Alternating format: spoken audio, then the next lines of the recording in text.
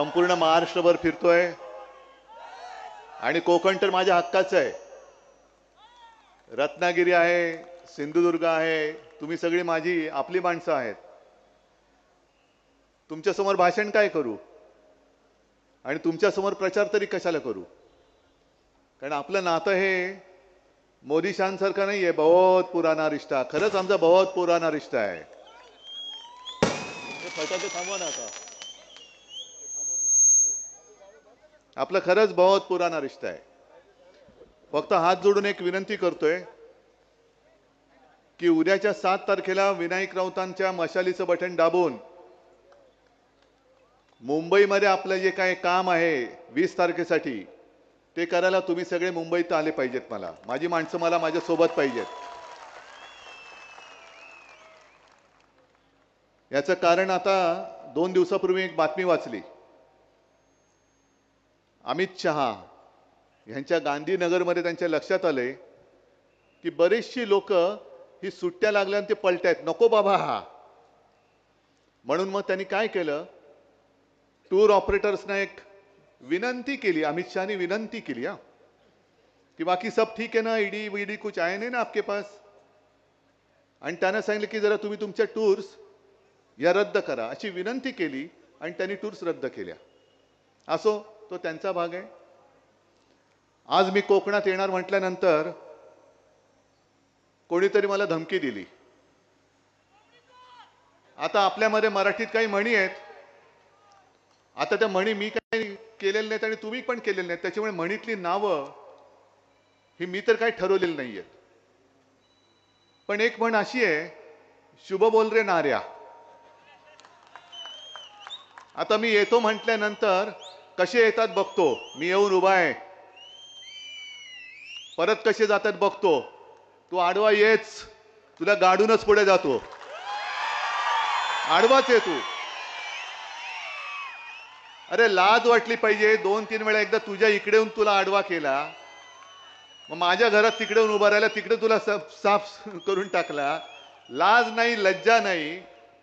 बडबडतोय आपला, बडबडतोय. म्हणून म्हटलं शुभ बोल रे नाऱ्या. आता नाव मी काही ठेवलेलं नाही.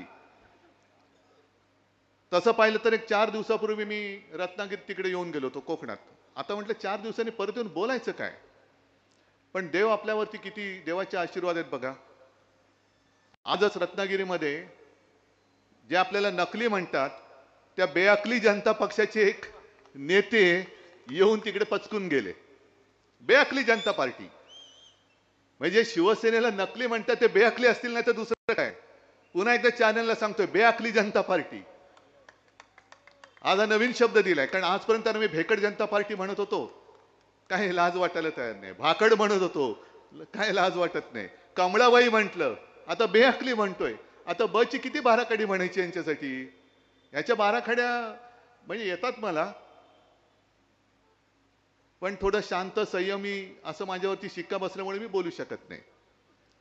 आता हे बेअकली जनता पक्षाचे जे सरदार आहेत ते येऊन गेले तिकडे आणि मला काही गोष्टीत आव्हान देऊन गेले. हिम्मत असेल तर त्याच्यावर बोला, हिम्मत असेल तर त्याच्यावर बोला. अहो अमित शहाजी, तुमच्यात जर का हिम्मत असेल तर जनतेच्या प्रश्नावरती बोला. 10 वर्ष तुम्ही तिकडे अंडी उभवत बसलाय. कोंबडी चोर बरोबर घेतला तरी अजून अंड्यात पिल्लू का नाही बाहेर येत, त्याच्यावरती बोला. नुसतं आपलं उभवतंय आपलं. अहो तुमच्यापेक्षा खरंच कोंबडं बरं. अंड उभवलं तर पिल्लू तरी येतं. तुम्ही 10 वर्ष खुर्च्या उभवताय तरी त्यातनं काही बाहेर पडत नाही. ढेकणं झाली असतील खुर्चीमध्ये तरी लाज नाही. जणू काय राम मंदिर यांनी बांधलं. राम मंदिर बांधलं, चांगलं केलं की वाईट केलं. अहो चांगलंच केलं. पण जेव्हा तुमची हिंमत नव्हती तेव्हा शिवसेनेने पुढाकार घेतला होता. बाळासाहेबांबद्दल बोलताना काल मोदी पण म्हणाले, बाळासाहेब हे म्हणाले, बाळासाहेब काय तुमच्या वर्गात होते? बाळासाहेब काय हिंदू हृदय सम्राट म्हणा. हिंदू हृदय सम्राट शिवसेना प्रमुख बाळासाहेब ठाकरे बोला तुम्ही. हिंदू हृदय सम्राट बोलायला तुमची जीभ अडखळत असेल तर त्या जिभेला सरळ कसं करायचं ही माझी कोकणातली नव्हे संपूर्ण देशातली जनता जाणते. पण राम मंदिरवरती बोलतोच ना, राम मंदिर आम्ही तुम्हाला पाठिंबा दिला. मी मुख्यमंत्री होण्याच्या आधी सुद्धा गेलो होतो, मुख्यमंत्री झाल्यानंतर सुद्धा गेलो. आणि तुमच्यासारखं तुम्ही काढाल तो मुहूर्त, हे नाही आम्हाला पटत. आम्ही म्हणू जेव्हा आमच्याकडे आम्हाला वाटेल राम आम्हाला दर्शनाला बोलवतोय, उठून आणि जाऊ. 2 वेळा गेलोच. पण मी जाऊन आलो, तुम्ही अजून भवानी मातेच्या मंदिरात का नाही गेला? जय भवानी, जय शिवाजी, जरा द्या एकदा घोषणा. हा, त्यांची तिकडे कडी पातळ झाली पाहिजे, एवढ्या जोरात पाहिजे. मला आव्हान देते हिंदुत्वावरती. अहो, जेव्हा तुम्ही तिकडे शंकराचार्यानं न घेता भ्रष्टाचाराने घेऊन बसला होता बाजूला, 22 जानेवारी मी तमाम शिवसैनिकांना घेऊन कुठे गेलो होतो? नाशिकच्या काळाराम मंदिरामध्ये. त्या काळाराम मंदिराचा इतिहास माहितीये का अमित शहाजी? इतिहास बघा काय आहे. त्या काळाराम मंदिरासाठी ज्या डॉक्टर बाबासाहेब आंबेडकरांनी लिहिलेली घटना तुम्ही बदलायला निघाला आहात, त्या डॉक्टर बाबासाहेब आंबेडकरांनी हा राम माझा सुद्धा आहे, या मंदिरात जाण्याचा हक्क माझा सुद्धा आहे म्हणून आंदोलन करून ते मंदिरात गेले होते. आणि अमित शहाजी तेव्हा सुद्धा तुमच्यासारखे बुरसटलेले गोमूत्रधारी त्यांना विरोध करत होते. मग मी उघडतो, यांचं हिंदुत्व आहे गोमूत्रधारी हिंदुत्व आहे, आमचं हिंदुत्व आहे सुधारणावादी हिंदुत्व आहे. आमचं हिंदुत्व हे देवळात घंटा बडवणारं नाहीये, अतिरेक्यांना बडवणारं हिंदुत्व आहे. तुम्ही काय तुमच्याकडनं शिकायचं? तुम्ही काळाराम मंदिराचं महत्व तुम्हाला माहिती नसेल. माहिती नसताना मी जाईन म्हटल्याबरोबर मोदी गेले होते तिकडे झाडलोट करायला. नाही, फोटो आले होते की नाही तुम्ही सांगा. आणि आज तुम्ही आमच्यावरती म्हणजे काय सगळं व्यवस्थित चाललंय तर फक्त काड्या घालायच्या, फक्त काड्या घालायच्या. विधानसभेत बोललोय मुख्यमंत्री असताना, तुम्ही काढा पुरावा आणि ऐका. पण सावरकरांवरती मला बोलायला सांगताय, मग अमित शहाजी तुम्ही श्यामाप्रसाद मुखर्जींवरती बोला. कारण कोणालाच माहिती नाहीये, श्यामाप्रसाद मुखर्जी म्हणजे ज्यांनी जनसंघ स्थापन केला, म्हणजे राजकारणातले बाप यांचे.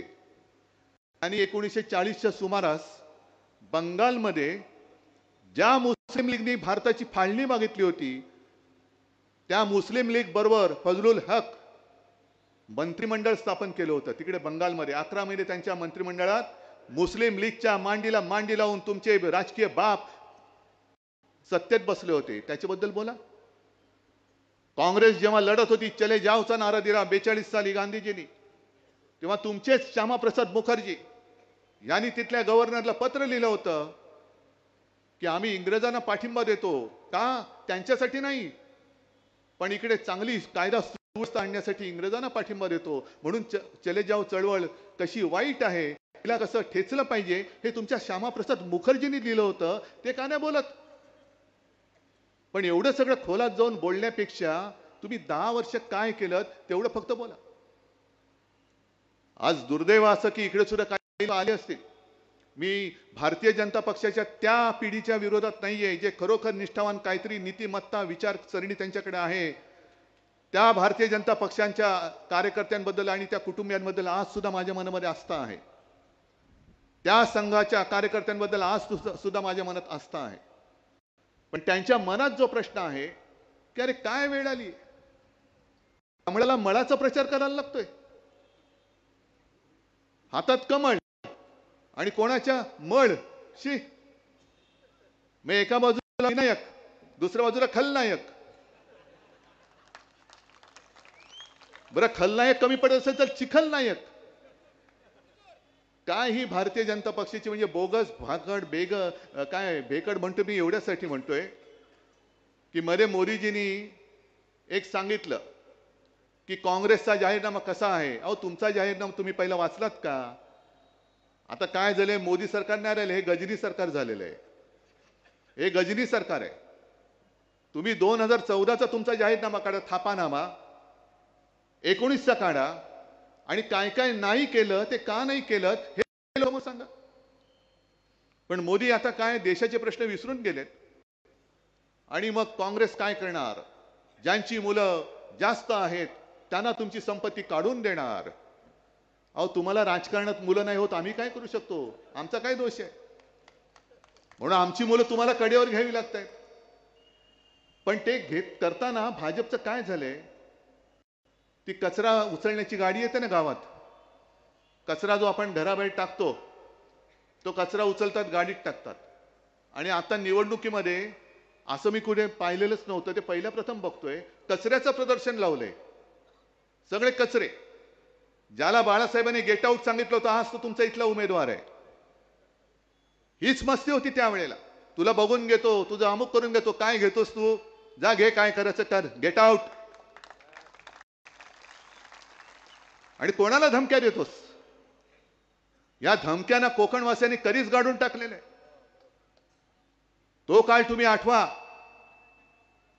2005 पर्यंत यांची मस्ती होती. आणि ती पोटनिवडणूक संपूर्ण दहशतीच्या एक सावट होतं.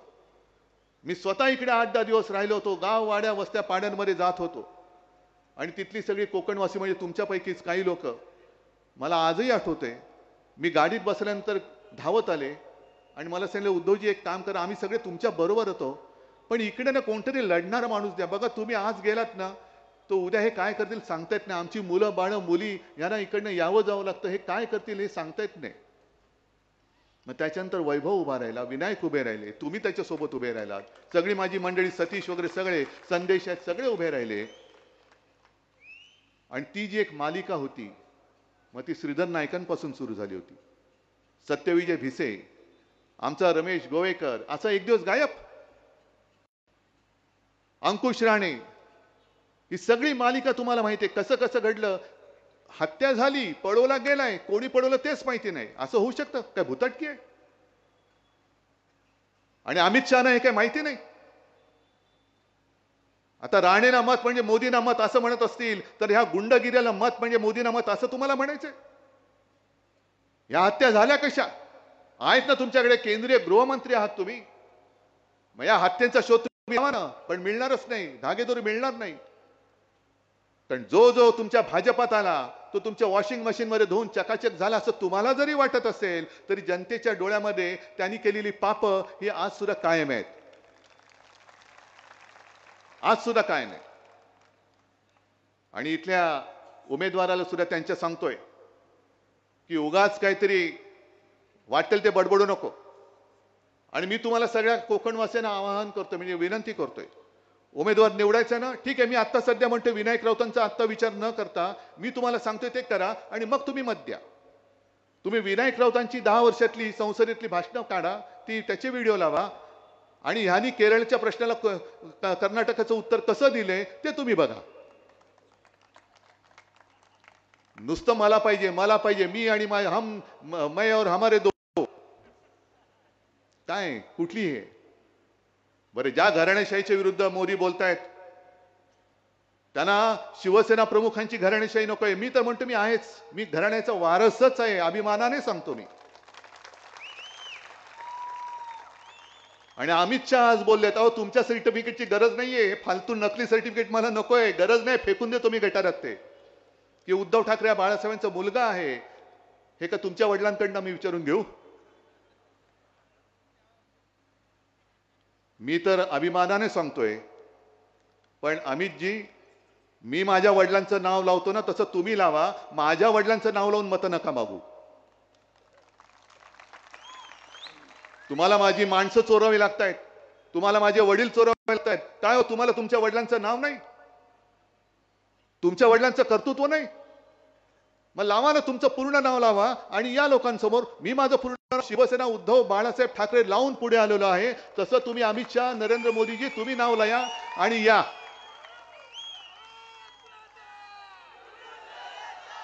पण संपूर्ण देश तुम्ही नाचून टाकतात. जो वचननामा आम्ही घेऊन तुमच्या समोर आलेलो आहोत त्या वचननाम्यामध्ये माझं पहिलं वचन आहे की जो महाराष्ट्र लुटला जातोय, हे दोन सुरतवाले व्यापारी, दोन व्यापारी सुरतेचे, अरे छत्रपती शिवाजी महाराजांनी सुरत लुटली होती स्वराज्यासाठी आणि हे दोन सुरतवाले छत्रपतींचा महाराष्ट्र लुटतायत. आणि ही लूट मी होऊ देत नाही. ही लूट होऊ देणं हे बाळासाहेबांचे विचार होते. महाराष्ट्र लुटणारा कोणी असेल आम्ही पर्वा करत नाही त्याची. महाराष्ट्राच्या आड जर याल तर याद राखा तुम्ही असाल तुमच्या घरचे, पण माझ्या महाराष्ट्राच्या वाटेला जाऊ नका. महाराष्ट्रातून जे जे वैभव तुम्ही लुटून नेलेला आहात, इंडिया आघाडीचं सरकार आल्यानंतर ते सगळं लुटलेलं वैभव मी पुन्हा नव्याने जोमाने या माझ्या महाराष्ट्राला प्राप्त करून दिल्याशिवाय राहणार नाही, ही माझी शपथ आहे. तुम्ही महाराष्ट्राचा जो आकस दाखवत आहात तो एक एक वेचून वेचून वेचून मी तुमच्या या आकसाचा सूड घेतल्याशिवाय राहणार नाही. मोदीजी मध्ये ते नेव्ही दिनासाठी आले होते, संकटात तर कधी आलेच नाहीत. ना अमित शहा आले, ना नरेंद्र मोदी आले. इकडे सगळे तोक्ते आले, निसर्ग आला, मध्ये आणखीन काही काही वादळं आली. काजूला हमीभाव नाही, पण गद्दाराला हमीभाव आहे. असं निवडणुकीत तुम्ही कधी वचन दिलं की गद्दाराला आम्ही लवकरच हमी भाव देऊ? नाही, आधी तुम्ही भाव देता, मग तुम्ही त्यांना घेऊन मग त्यांना निवडणुकीत उभं करता. मग 10 वर्ष तुम्ही सत्ता भोगताय, विनायक राऊत तिकडे कंठशोष करतायत, काजूला हमी भाव द्या, हमी भाव द्या, हमी भाव द्या, तरी हमी भाव देत नाहीत. पण मोदीजी आले, सिंधुदुर्गात आले, मला वाटलं काहीतरी मोठी घोषणा करून जातील, पण घोषणा केलीच नाही. माझ्या सिंधुदुर्गात येणारा पाणबुडी पर्यटन प्रकल्प हे गुजरातला घेऊन गेले. म्हणजे यांना आता कधी कोणी बोलण्याचं धाडस नाही करणार.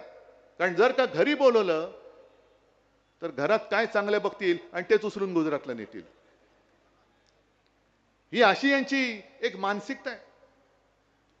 ज्या ज्या काही गोष्टी येणार होत्या, बल्क ड्रग पार्क येणार होता, मेडिकल डिव्हाइस पार्क येणार होता, टेस्ला तर आता येईल असं वाटतच नाही. कदाचित यांचं सरकार जाण्याची ते टेस्लावाले वाट बघतायत की यांची 4 जूनला होऊ दे, मग मी 5 जूनला येतो देशामध्ये.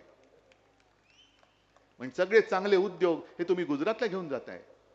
म्हणून मागे मी म्हटलं होतं की महाराष्ट्राला राख आणि गुजरातला रांगोळी. मग आज अमित शहा मी तुम्हाला आव्हान देतोय, परत उद्या या आणि कोकणात येऊन सांगा बारसूची रिफायनरी मी होऊ देणार नाही. मी तर होऊ देणारच नाहीये, मी तर होऊच देणार नाहीये. पण अमित शहामध्ये जर हिम्मत असेल, हिम्मत आणि अमित शहा हा शब्द विरुद्धार्थी आहे मला माहिती आहे, पण तरी सुद्धा हिम्मत असेल तर या आणि सांगा बारसूला मी रिफायनरी होऊ देत नाही. पण जैतापूर आमच्या माथ्यावर मारायचं, नाणार आमच्या माथ्यावर मारायचं, पुन्हा बारसू मारायचं, जेणेकरून माझं सुंदर जे निसर्ग संपन्न कोकण आहे त्याचं पर्यटन मारून टाकायचं, निसर्ग मारून टाकायचं. आणि जांभा दगडाच्या खाणीवरती ह्या त्या परप्रांत्यांचा डोळा आहे. जैतापूरची सुद्धा जी काही मी नावं पाहिली, जमिनी कोणी खरेदी केल्या, सगळे यांचे बगल बच्चे. मग कोकण मोदी शहा वगैरे त्यांचीच नाव आहेत. 7 बरोबर यांची नावं चढली कशी? परस्पर तुम्ही सगळं लुटून फस्त करता आहात. आणि उद्धव ठाकरेंनी करोनाची खिचडी खाल्ली. मग तुम्ही तुमच्या उत्तर प्रदेशमध्ये आणि गुजरातमध्ये काय केलं होतं? गंगेमध्ये प्रेत वाहत होती, पण माझ्या महाराष्ट्रामध्ये एका सुद्धा प्रेताची किंवा शवाची अशी अवहेलना आम्ही होऊ दिली नव्हती. गुजरातमध्ये सार्वजनिक चिता पेटल्या, त्या दुर्दैव आहे. मी टीका नुसती नाही करत, पण हे दुर्भाग्य आहे, दुर्दैव आहे. एक तरी मला भाजप शासित राज्य सांगा की जिकडे महाराष्ट्राने केलं तसं फील्ड हॉस्पिटल उभं करून दाखवलं होतं. लस म्हणे मोदींनी शोधली म्हणून लसीवरती मोदींचा फोटो, मग खतावरती मोदींचा फोटो का टाकता? शेणखत आहे ना, तिकडे बैलाचा फोटो टाका. नाही, माझा प्रश्न साधा आहे. आता हे जे म्हणतात लस मोदींनी शोधली म्हणून त्याच्यावरती मोदींचा फोटो मी समजू शकतो, पण खतावरती मोदींचा फोटो का? हा कुठला नाही आहे? म्हणजे सगळीकडे मी आणि मीच, म्हणजे जे येईल ते फक्त मलाच पाहिजे, दुसरं कोणी बसायचंच नाही. त्याच्यानंतर दुसरं जे मी वचन दिलेलं आहे ते शेतकऱ्यांना दिलेलंच आहे. शेतकऱ्यांच्या बाबतीत काय जाते, संपूर्ण मराठवाडा विदर्भ वगैरे इकडे तिकडे फिरतोय. ती प्रधानमंत्री सन्मान योजना का काहीतरी योजना आहे का तुमच्याकडे? 6,000 रुपये येतात. PM किसान सन्मान योजना काहीतरी आहे. ते शेतकरी जे सांगतात फार म्हणजे मला कौतुक वाटतं शेतकऱ्यांचं. शेतकरी स्वतः सांगतायत की अहो हे 6,000 रुपये वर्षाला देतात, पण आमच्या खतावर GST, औषधांवरती GST, बी बियाणावरती GST, सगळी जे काही उपकरणं लागतात त्याच्यात GST, हजारो रुपये आमच्याकडनं घेऊन जातात आणि 6,000 रुपये भीक दिल्यासारखे आमच्या तोंडावर मारतात. म्हणून मी वचन दिले की शेतकऱ्याला जी जी शेतीसाठी आवश्यक ज्या गोष्टी आहेत, मग ते कीटकनाशक असेल, खत असेल, बी बियाणं असेल, इतर अवजार असतील, ह्याच्यावरचा जीएसटी माफ करून टाकायचा. शहरामध्ये अनेक छोटे छोटे व्यापारी आहेत, त्या व्यापाऱ्यांवरती जीएसटीच्या धाडी पडतात. म्हणजे ह्यांचं सगळे जे चाललेले चंदा दो आणि धंदा लो. वैभव, तू जे बोललास ना की त्यांच्याकडे करोडो रुपयाचे निवडणूक रोखे आहेत, हे बघ माझ्याकडे किती निवडणूक रोखे आहेत. ते निवडणूक रोखेच आहेत आणि सगळे निवडणूक रोखे मी निवडणुकीच्या मतदानाच्या दिवशीच वापरणार आहे. पण तुम्ही जीएसटीच्या माध्यमातून जे व्यापाऱ्यांना त्रास देतात, त्या जीएसटीच्या कर प्रणालीमध्ये आम्ही बदल करणार आहोत. व्यापारी असेल गुजराती असेल, मी गुजरातला काही देऊ नये या मताचं नाहीये. गुजरातच्या हाचं असेल ते आम्ही सुद्धा देऊ, पण गुजरातला देण्यासाठी तुम्ही माझ्या महाराष्ट्राच्या तोंडात हात काढून देणार असाल तर तो हात आम्ही तोडल्याशिवाय राहणार नाही, हे मी महाराष्ट्रामध्ये सांगतोय. मी मुख्यमंत्री असताना इथल्या विमानतळाच्या उद्घाटनाला आलो होतो, चिपी, आणि बसले होते सूक्ष्म आणि लघु. खरं म्हणजे आनंदाचा दिवस. जे मी बोललो ना, शुभ बोल रे नार्या, अरे कोकणासाठी, जगासाठी कोकणाचे दरवाजे उघडतायत. तो विमानतळ आजपर्यंत नुसता होणार होणार होणार, आपण तिकडे रेटा लावला आणि तो विमानतळ करून घेतला, पण तिकडे सुद्धा असंच काहीतरी वेडवागडं बोलून घेते, मग काढली होती थोडीशी तिकडे. पण तो विमानतळ आज चालू आहे का बंद आहे? बाजूला काल मी त्या गोव्याच्या मोपा विमानतळावरती उतरलो, केवढं भव्य दिव्य विमानतळ केलेलं आहे. का हे सगळं वैभव तुम्ही आमच्या कोकणात का नाही आणत? कोकणामध्ये सुद्धा ते संपूर्ण हा किनारपट्टा आहे, गोवापासून हा संपूर्ण किनारपट्टा एवढा सुंदर आहे. इकडे तर आपले ऐतिहासिक किल्ले आहेत, महाराजांनी बांधलेलं सिंधुदुर्ग आहे. ज्या सिंधुदुर्गामध्ये गेल्या वेळेला आलो होतो, वैभवनी खरंच चांगलं केलं. एकमेव जे आपल्या छत्रपतींचं मंदिर आहे, त्याच्यात शिवछत्रपतींना त्यांनी दगडी सिंहासन करून घेतलं. केवढं मोठं काम केलं त्यांनी, एवढं मोठं काम केलं. अहो मोदीजी, शहाजी, हे ह्याला कामं म्हणतात. नुसतं तुम्ही आलात आणि पर्यटन प्रकल्प घेऊन गेलात, येऊन नुसतं काहीतरी कोपरा लावून जाता. या गोष्टी मतदारांना तुम्ही जास्त काळ फसू शकत नाही. आम्ही आणखीन जे वचन दिलंय, जे 95 साली आपलं युती सरकार आल्यानंतर महाराष्ट्रामध्ये आपण 5 जीवनावश्यक वस्तूंचे भाव 5 वर्ष स्थिर ठेवले होते. आता मी स्वतः प्रयत्न करणार आहे, देशात इंडिया आघाडीचं सरकार आल्यानंतर संपूर्ण देशात 5 जीवनावश्यक वस्तूंचे भाव हे स्थिर ठेवण्याचा मी प्रयत्न करणार आहे. सांगा ना, असं काहीतरी सांगा. जो रोजगार इकडनं पळून नेलेला आहे, तो रोजगार पुन्हा मी इकडे उपलब्ध करणार आहे. नुसता शहरात तर नाहीच, मुंबईचं जे आर्थिक केंद्र, वित्तीय केंद्र, हे सुद्धा तुम्ही गुजरातला घेऊन गेलात. डायमंड बाजार तो गुजरातला घेऊन गेलात. ते वित्तीय केंद्र जिथे होणार होतं तिकडे बुलेट ट्रेन कोणासाठी? अहमदाबाद मुंबई कशाला? गद्दारानं पळवलं की बसला इकडे का उतरला तिकडे? त्या बुलेट ट्रेनच्या जागी होणारं वित्तीय केंद्र सुद्धा इंडिया आघाडीचं सरकार आणल्यानंतर मी माझ्या महाराष्ट्रामध्ये, मुंबईत आणि मुंबईच्या आजूबाजूच्या परिसरात आणेन, पण मी महाराष्ट्रात परत आणेन. ग्रामीण भागामध्ये सुद्धा जे लोक, ते मुलं मुली शिकतायत, त्यांना त्यांच्या गावागावात, जिल्ह्यात, अगदी गावागावात, खेड्यापाड्यात नसलं तरी किमान जिल्ह्यात रोजगाराची संधी उपलब्ध करून द्यायचा माझा विचार आहे. आणि मला तोही दिवस आठवतोय जेव्हा वैभव, तू सिंहासारखा यांच्या अंगावरती चालून गेला होता, भेकडाने तुझ्यावरती हल्ला केला होता, त्याच्यात एक शिवसैनिक जखमी झाला होता. मी आलो होतो दुसऱ्या दिवशी. रुपेश. आणि मग इकडे आल्यावरती विचारलं कुठे आहे तो गोव्याला. अरे गोव्याला कसा? नाही, इकडे उपचाराची सोय नाही. म्हणजे तुम्ही इकडे फक्त मारामारी करायच्या, लोकांची डोकी फोडायची आणि उपचार करायला सुद्धा जागा नाही. स्वतःची मेडिकल कॉलेज बरोबर चालतात, त्याला सुद्धा परवानगी मी दिली होती. मी पाहिलं नाही तेव्हा की कोणाचं कॉलेज आहे, कोणाचं हॉस्पिटल आहे, पण माझ्या कोकणासाठी कोणतरी काम करतंय, कर, चल, देतो परवानगी. मी अडवून ठेवू शकलो असतो, पण मी अडवलं नाही. हे पाप मी कधी केलं नाही. पण एका गोष्टीचा मला नक्कीच अभिमान आहे, अभिमान आहे की मेडिकल कॉलेज शासकीय मी इकडे मंजूर करून दिलं. पण आता काय बंद पडलं वाटतं, पुढचं काम बंद. कार्डियक लॅब सुद्धा इकडे नको, कारण नाही तर आपलं कसं चालणार, म्हणून ती पाठवून दिली कोल्हापूरला. कोल्हापूरला पण झाली पाहिजे, पण माझ्या सिंधुदुर्गात सुद्धा मी करून दिल्याशिवाय राहणार नाही. कुठे नेली? कोल्हापूर ना, तेच इथून हलवली त्यांनी. कार्डियक लॅब तुम्ही हलवता, तुमच्या धंदे आरोग्याची सेवा हा धंदा करता तुम्ही. काही ज्या गोष्टी आहेत ना, म्हणून मी अमित शहाना सांगतोय, तुम्ही सांगा या इकडे आणि मला हिंमत विचारताना बाजूबाजूला बसूया, जनतेसमोर फैसला होऊया. तुम्ही 2014 साली जेव्हा आलात तेव्हा पेट्रोलची किंमत काय होती, आज काय झाली? डिझेलची काय होती, आज काय झाले? गॅसची काय होती, आज काय झाले? सगळ्या गोष्टी काढा. तुम्ही 2 कोटी लोकांना, तरुणांना दरवर्षी नोकरी देणार होता, किती जणांना मिळाले? एक सुद्धा नाही. पण यांच्या जाहिराती जोरात आहेत. म्हणजे 8,000 कोटी 10,000 कोटी हे निवडणूक रोख्यांच्या माध्यमातून यांनी जमवलेच. पण न्यायालयाने जर का यांचं भांड फोडलं नसतं तर निकालाच्या आधी आणखीन 10,000 कोटींचे रोखे छापण्याची परवानगी या बोगस, भेकड, भाकड जनता पक्षाच्या सरकारने दिली होती. हे सगळं काय आम्हाला कळत नाही?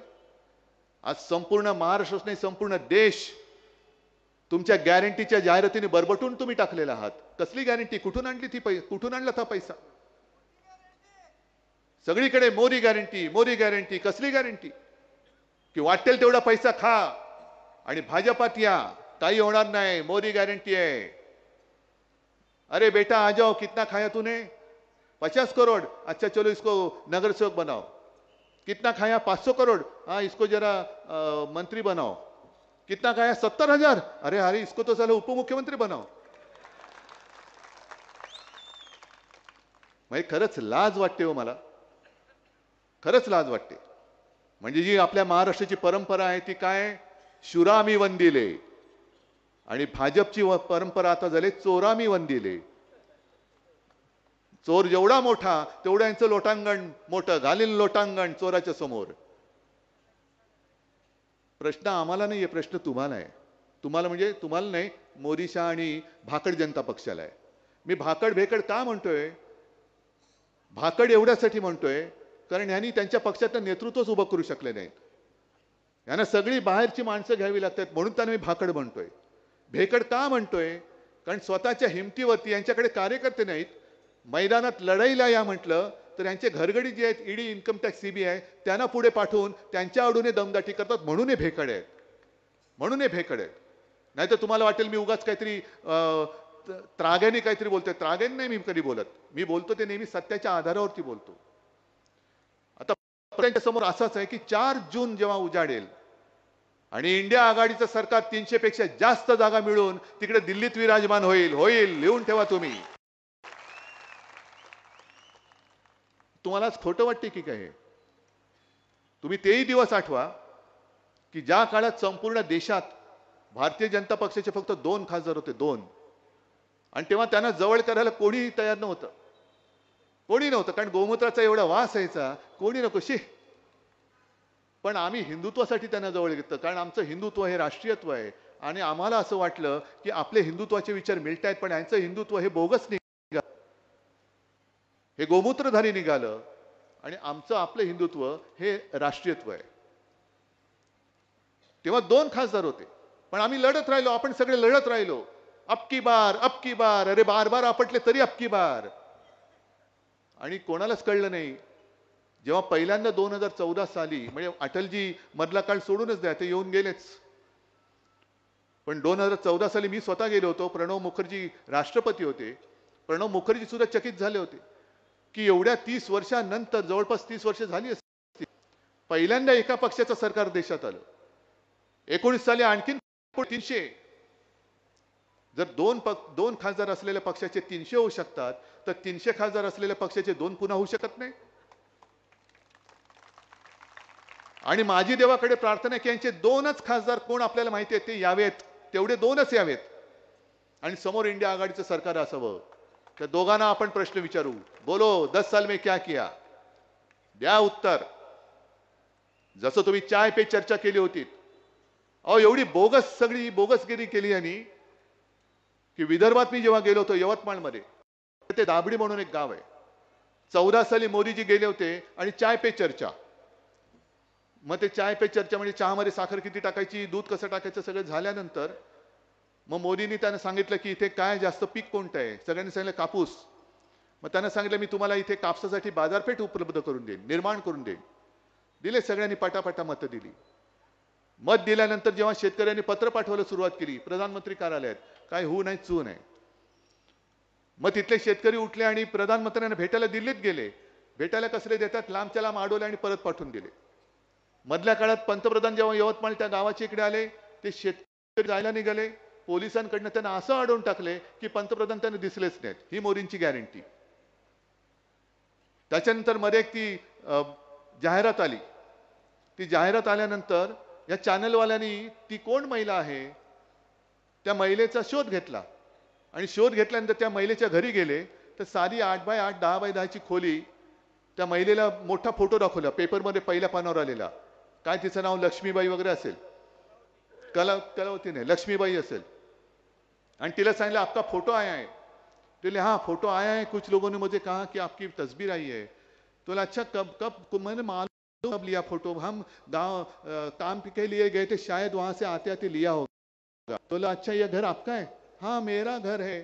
तो आपको ये प्रधानमंत्री आवास योजनेत मिळाले. तो नाही हे माझं भाड्याचं घर आहे, 500 रुपये मी भाडं देते. आणि त्याच्यात लिहिलं होतं की या बाईसारख्या आणखी 30 लाख लोकांना प्रधानमंत्री आवास योजनेतून घरं मिळाली. तुम्ही जे कलावती म्हणता ते वेगळं आहे. कलावती ते अमित शहा लोकसभेत बोलले होते, कलावतीला घर मोदींनी दिलं, पाणी मोदींनी दिलं, वीज मोदींनी दिली. आणि कलावतीचा इंटरव्ह्यू घेतला तो ह्यांनी काही दिलं नाही, मला दिलं ते सगळं राहुल गांधींनी दिलं. पण आपण फसतो. जसं त्या पातंजलीच्या जाहिरातीनं फसलो, त्यांना सुप्रीम कोर्टाने सांगितलं की आता तुम्ही छापा, माफीनामा छापा. तसं उद्या आपलं सरकार आल्यानंतर यांना सांगावं लागेल की तुम्ही जेवढ्या मोठ्या जाहिराती केल्या सगळ्याचा माफीनामा तुम्ही छापा. आता मोदी गॅरंटी 10 वर्षात काही केलं नाही, हीच आमची गॅरंटी, पुढच्या 10 वर्षात काहीच करणार नाही, दुसरी गॅरंटी. पण काय बोलतायत, किती बोलतायत. हे जे काय झालं आतापर्यंत तो म्हणे ट्रेलर होता, ट्रेलर. म्हणजे पिक्चर किती भयानक असेल, पिक्चर किती भयानक असेल. गॅसच्या किमती आजपर्यंत एवढा वाढला, ट्रेलर होता. पिक्चर मध्ये तो आणखीन 5,000च्या वरती जाईल. डाळी कडाडल्या आहेत, सगळंच कडाडलेलं आहे. आणि हा नुसता ट्रेलर असेल तर पिक्चर किती भयानक असेल. आणि असा पिक्चर तुम्हाला बघण्याची इच्छा आहे. गेल्या वेळेला माझी चूक झाली, खरंच चूक झाली. मी संपूर्ण महाराष्ट्राची माफी मागतो. मला असं वाटलं होतं की आज नाही तर उद्या हे सुधारतील, पण सुधारायचं नाव नाही घेत. उलटा आता घरात घुसून घर फोडायला लागलेले. घर फोडतायत, कुटुंब फोडतायत, कुटुंबाच्या कुटुंब बदनाम करून टाकतायत.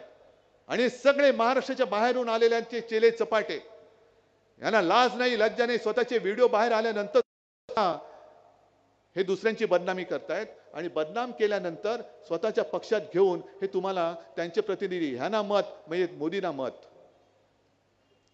किती वाईट प्रकाराने सगळं चाललेलं आहे.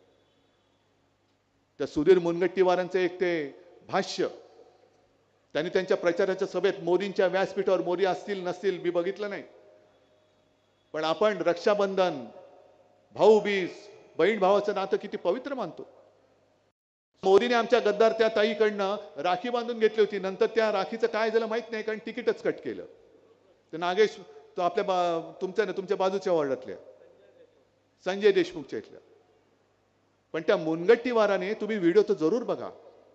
बहीण भावाच्या नात्यावरती एवढं विकृत बिभत्स जी या भाकड बेअक्कली जनता पक्षाची मानसिकता आहे ती त्या सुधीर मुनगंटीवारांच्या तोंडातून बाहेर पडले. मुद्दामून बघा. आणि अशी मानसिकता असलेली माणसं ही आपल्या देशाची राज्य करते. हे देशाला नव्हे जगाला आपल्याला नाव सांगायला लाज वाटायला पाहिजे. आपण ही अशी सगळी मानसिकतेची माणसं सडलेली कुजलेली. म्हणून मी इथल्या भाजपच्या त्या लोकांना सांगतोय, संघाच्या त्या लोकांना सांगतोय, अजूनही आपण ज्या हिंदुत्वासाठी एकत्र आलेलो आहोत ते हिंदुत्व मी सोडलेलं नाही. माझ्यावरती झालेले ते जे काही संस्कार आहेत ते मी सोडलेले नाहीत. आणि मला असं वाटतं आपण आलो होतो तर त्या हिंदुत्वासाठी एकत्र आलो होतो, यांच्या या हिंदुत्वासाठी नाही. हे सगळं हडप हडप हडप मी आणि मीच. म्हणजे मी 14 साली पंतप्रधान झालो, 19ला पण होणार, 24ला होणार, 47ला होणार.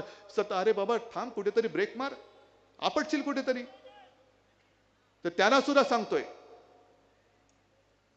की हे जे काही संकट आहे, हुकुमशाहीचं जे संकट आहे, हे संकट केवळ आमच्यावरती नाही, तुमच्यावरती सुद्धा आहे. आणि यांना जी घटना बदलायची आहे, डॉक्टर बाबासाहेब आंबेडकरांनी लिहिलेली घटना ती एवढ्यासाठी बदलायची आहे की एक साधा माणूस दलित कुटुंबात जन्मलेला, तो एवढा बुद्धिमान, आणि त्यांनी लिहिलेली घटना आम्ही मानायची. हेच ते मी बुरसटलेलं गोमूत्रधारी हिंदुत्व म्हणतो ते हे.